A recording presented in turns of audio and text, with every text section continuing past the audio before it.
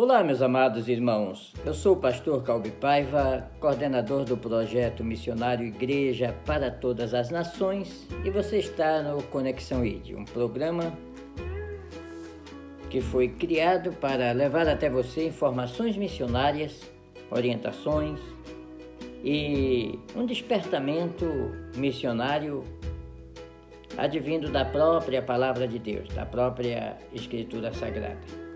E eu já estou com a Bíblia aberta em Atos dos Apóstolos, capítulo 13,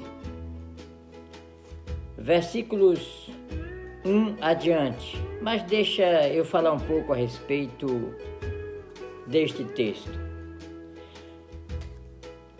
Quando Jesus morreu e os discípulos ficaram em Jerusalém, os apóstolos e discípulos, veio uma perseguição sobre a igreja, uma perseguição muito grande de parte do judaísmo, de modo que Tiago foi morto à espada, Pedro foi preso, Estevão foi apedrejado, e a perseguição era muito grande contra a igreja em Jerusalém. E por isso houve o que nós chamamos de dispersão. A igreja foi dispersa. Como o ambiente em Jerusalém não estava agradável para a igreja, muitos se dispersaram, como fizeram os peregrinos que chegaram aqui nos Estados Unidos para colonizar esta nação. Eu não sei se você sabe, mas os colonizadores que colonizaram a América pela primeira vez foram os peregrinos. Eram cristãos que fugiam da perseguição religiosa na Europa.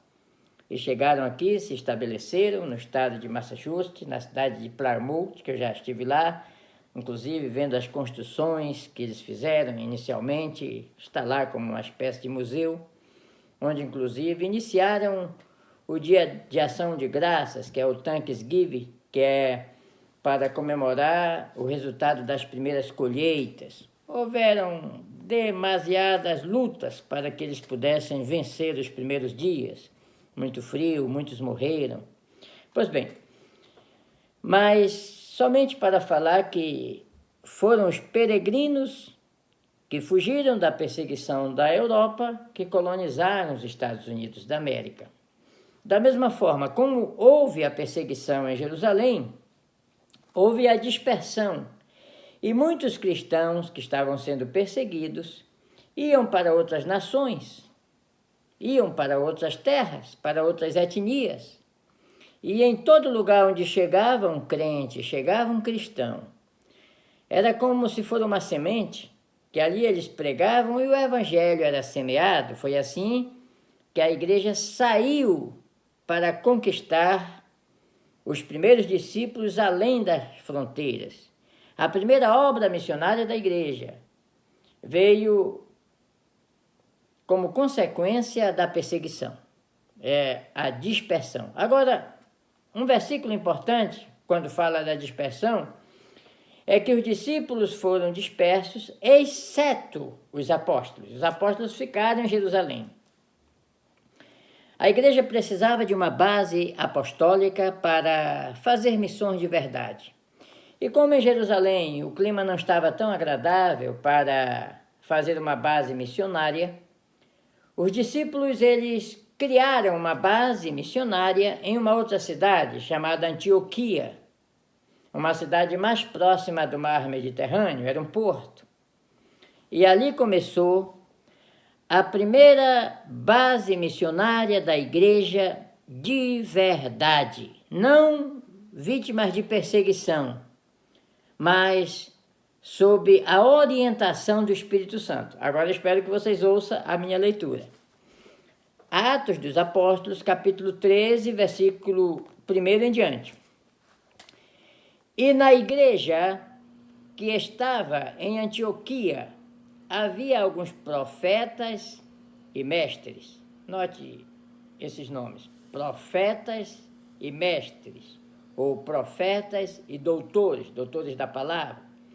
A saber, Barnabé e Simeão, chamado Níger, e Lúcio, Cirineu, e Manaém, que fora criado com Herodes, o tetrarca, e Saulo. E servindo eles ao Senhor e jejuando, disse o Espírito Santo. Como é que disse o Espírito Santo? Olha, veja que na igreja de Antioquia havia profetas e doutores, profetas e mestres. E disse o Espírito Santo: apartai-me a Barnabé e a Saulo para a obra que os tenho chamado. Então, jejuando e orando, e pondo sobre eles as mãos, os despediram. E assim estes, enviados pelo Espírito Santo, quem envia para as missões, enviados pelo Espírito Santo, desceram a Seleucia e dali navegaram para Chipre. E chegando a Salamina, anunciavam a palavra de Deus nas sinagogas dos judeus. E tinham também a João como cooperador. E havendo atravessado a ilha até Pafos, acharam certo judeu, mágico, falso profeta, chamado Bar-Jesus, o qual estava com o procônsul Sérgio Paulo, varão prudente. Este, chamando a si Barnabé e Saulo, procurava muito ouvir a palavra de... Bom, eu não vou continuar a leitura, porque eu quero falar apenas do momento em que os dois primeiros missionários enviados pela igreja cristã, Barnabé e Saulo, saíram para fazer missões.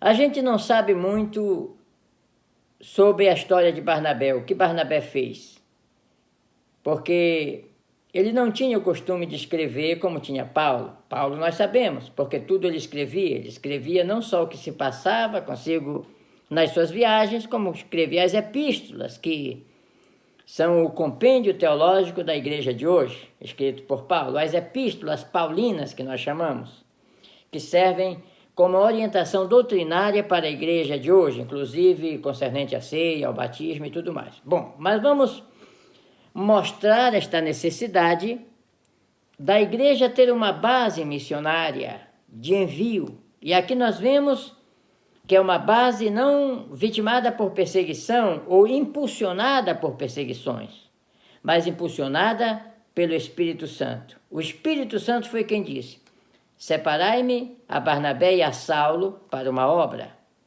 que eu os tenho chamado. Na verdade, quem chama para as missões é o Senhor. É o Senhor que coloca uma vocação missionária no coração de uma pessoa para fazer missões. Porém, ao mesmo tempo, este que é aspirante às missões ou enviado às missões, ele precisa contar com esta proteção de uma base missionária que lhes forneça os recursos necessários. Agora, vamos para uma segunda referência bíblica, em Romanos capítulo de número 10, Romanos capítulo 10, versículos 13 a 15, é um versículo que sempre nós estamos lendo aqui.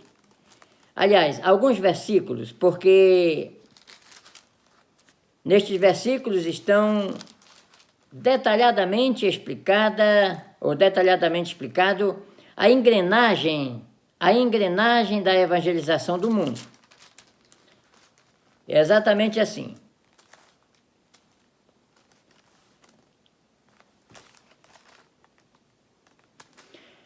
Porque todo aquele que invocar o nome do Senhor será salvo. Como, pois, invocarão aquele em quem não creram?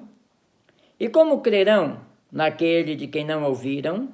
E como ouvirão, se não há quem pregue? E como pregarão, se não forem enviados? Como está escrito: conformosos os pés dos que anunciam a paz, dos que anunciam coisas boas.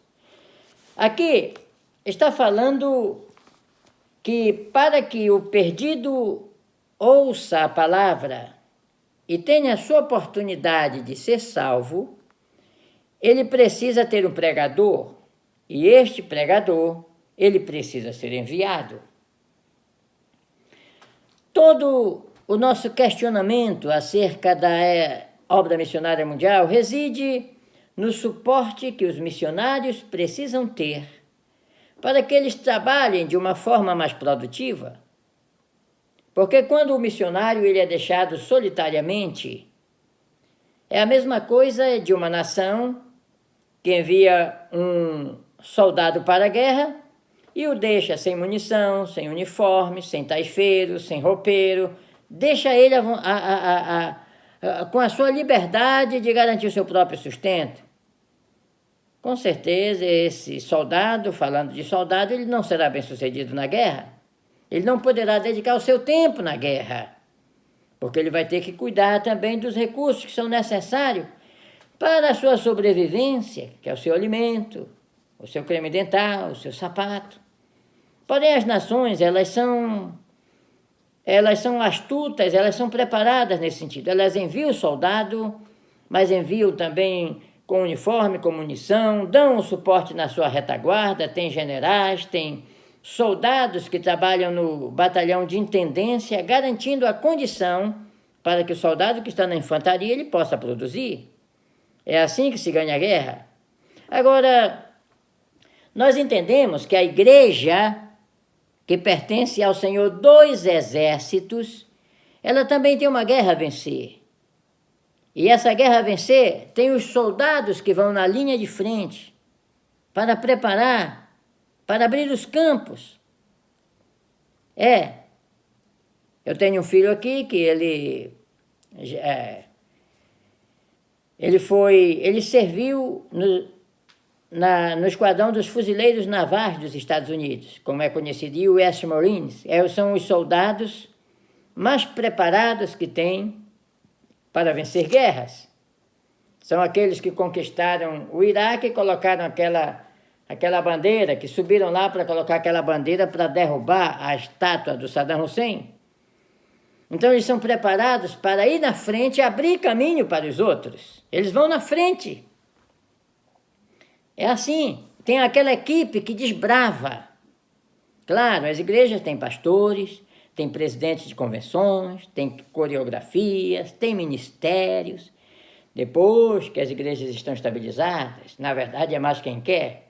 Porém, na linha de frente deste ataque estão os missionários, como estiveram Daniel Berg e Gunnar Wingren no Brasil para iniciar o trabalho das Assembleias de Deus, e passaram por privações e tiveram que enfrentar muitas dificuldades. Claro, depois vem as igrejas milionárias, os artistas cobrando cachês para se apresentarem, mas eles chuparam manga para sobreviver na Praça da República em Belém do Pará. Eu me sentei no banco que eles se sentaram. Então, porque eu sou do Pará, eu estive lá na escadinha do cais onde eles subiram em 1910. Então, eles venceram os obstáculos para proporcionar hoje o que é a Assembleia de Deus no Brasil, com as suas catedrais. Porém, eles enfrentaram perigo. Então, a ponta de lança da igreja para vencer esta guerra são os missionários. São os missionários que precisam conquistar territórios, abrir igrejas, para que o evangelho penetre em lugares onde precisa penetrar, para completar a sua missão. Porém, eles não podem fazer isso sozinhos. Eles precisam ser apoiados. E quem conhece de missiologia ou quem fez o Semipan, sabe o que significa crescimento vertical e crescimento horizontal. Crescimento vertical para cima, crescimento horizontal para todos os lados, crescimento horizontal. O crescimento vertical é quando a igreja compra terreno, adquire patrimônio, compra equipamentos, cadeiras, cortinas. É o crescimento da zona do conforto. Não é um crescimento errado, porque geram os recursos para a causa missionária. É onde são gerados pregadores, que vêm através da conversão, das escolas dominicais, dos cursos bíblicos. É onde são gerados os recursos que vêm através dos dízimos e das ofertas. É onde são gerados os recursos físicos e humanos para a causa missionária. Porém, no crescimento vertical, por mais alto que a igreja possa crescer em algum lugar, ela nunca chegará aos confins da terra. O crescimento da igreja que vai proporcionar que ela chegue aos confins da terra com a mensagem do Evangelho que salva, a igreja prepara, envia e mantém os seus missionários. Envia para a África, para a Ásia, para qualquer lugar.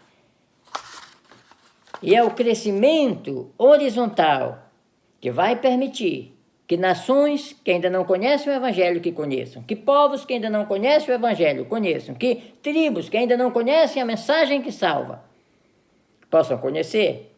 E quem é que faz esse trabalho? Os missionários, que vão na frente, abrindo espaço para que a obra seja feita.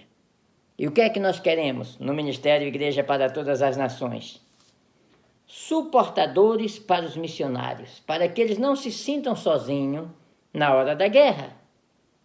Através do projeto Igreja para Todas as Nações, nós estamos ajudando a estabelecer ministérios, igrejas e apoiando pastores nas suas necessidades na África. Ainda há pouco eu estava conversando com nossos obreiros em Nampula, Moçambique, em Cabo Delgado, Moçambique, mostrando as necessidades do momento de expansão, abertura de novas igrejas, novos obreiros que vão se filiar ao projeto. E nós precisamos ampliar o número dos nossos missionários mantenedores para poder aumentar o número dos nossos missionários executores, para que almas sejam salvas, para que o Evangelho seja pregado, para que igrejas sejam estabelecidas. E assim como a igreja primitiva saiu de Jerusalém, da perseguição, para Antioquia, da ação missionária, nós queremos que você faça isso agora. Se você é um pastor, é um obreiro, um crente, um empresário cristão, comece a se envolver com a causa missionária. O Evangelho precisa deste seu envolvimento. A engrenagem da evangelização mundial precisa da sua participação para que o Evangelho chegue nos confins da terra, para que almas sejam libertas. 37,5% da população da Terra, de uma população de 7 bilhões e 300 milhões de habitantes, 37,5% representa 2 bilhões e 450 milhões de habitantes da Terra, que faltam ouvir pela primeira vez sobre a mensagem que a igreja ficou com a responsabilidade de anunciar.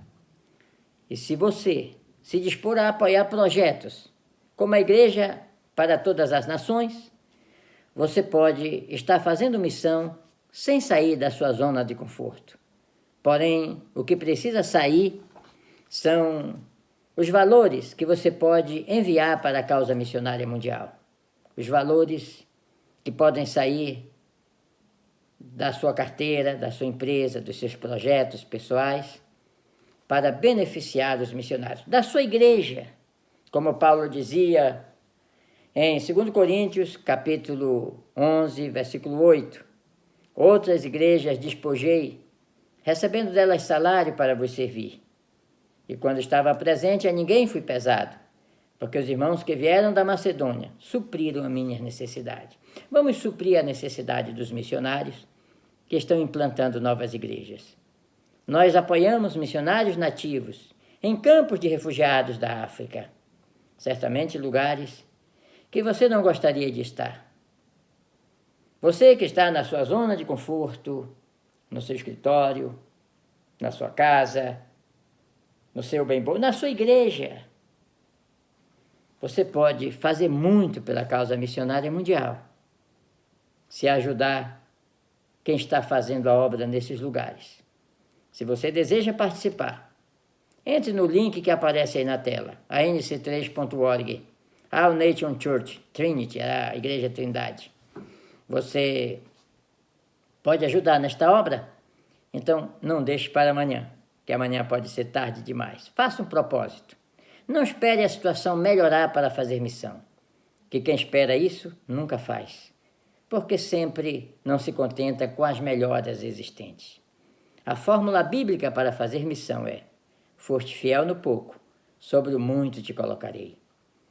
Nesta obra, qualquer centavo conta, qualquer ajuda, qualquer participação, inclusive compartilhando essas informações. Faça isso agora e o nome do Senhor será glorificado. Muito obrigado pela atenção. Compartilhe essas informações.